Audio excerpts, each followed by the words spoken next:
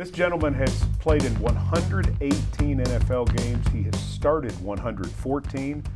The newest Tennessee Titan, Rodger Saffold. Welcome to Nashville. Thank you.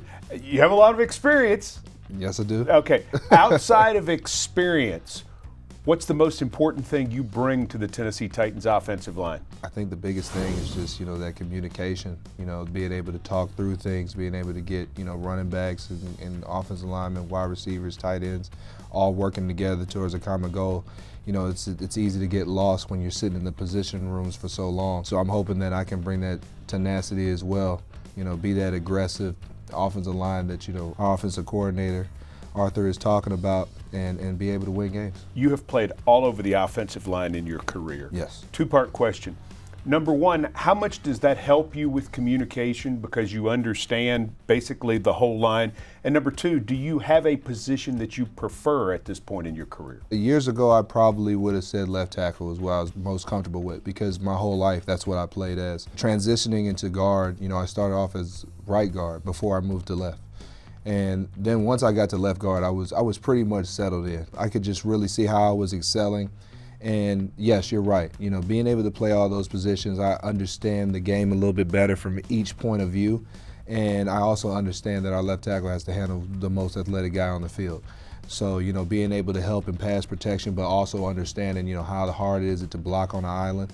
So when we get our double teams, being able to help out that way, it's really going to help the offensive line as a whole. Most guys can't play all over the offensive line. What has allowed you to be so versatile in your career? I think it's just always being humble. I mean, for me, it was always about the team. Of course, I rather wouldn't have changed here and changed there, but there's been games where I've had to play 4 positions in one game, and, that's based off of injury and just, going where my team needs me. There's been situations where a guy's injured this week and then a different guy injured that week, and I've had to switch. But really, it was just all about the team. I just want to be able to help my team win games.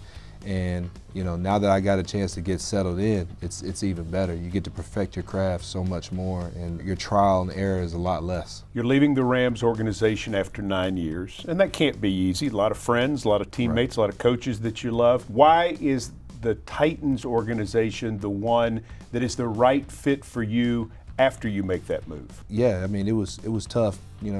I've been with a lot of guys a long time. I know that the coaches have changed, but, the strength staff, the training staff, they've been the same for so many years. So, you create those relationships and then to, tell those guys, buy your PR people buy, it's a tough situation. But then again, I knew I wouldn't be coming back, so I need to look forward. You look at all the teams that were interested in me, I just knew that this would be a perfect fit. I wanted to be able to get a deal done, even though we had some more interest for some other areas.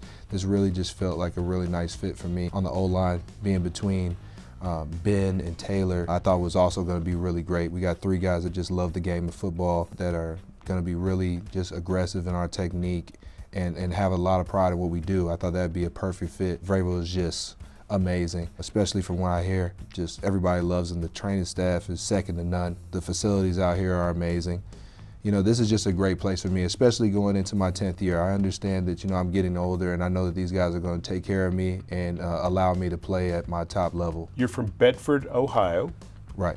Which is just north of Akron, Ohio, which is where Mike Vrabel is from. Right. So I wonder if having that connection from where you're both from, do you think that's going to allow you to speak Vrabel and understand Mike Vrabel and what he's all about from the start? I think so. And I also know that a lot of these coaches are actually from Ohio as well. So, I mean, we got a little of Ohio connection out here, and I'm hoping that hard work, lunch pill mentality is going to carry throughout our room. All right, so you're certainly a Big Ten guy. You know that. Your dad played at Iowa. I have to ask you about something I read. Is it true that Hall of Famer Jim Brown used to babysit your father? Oh, yeah, absolutely. How did that happen? Well, my grandfather was a big-time Browns fan. Back when they used to have the parties in Cleveland, everybody used to be there. So Jim Brown used to babysit my father. He's a close friend to the family.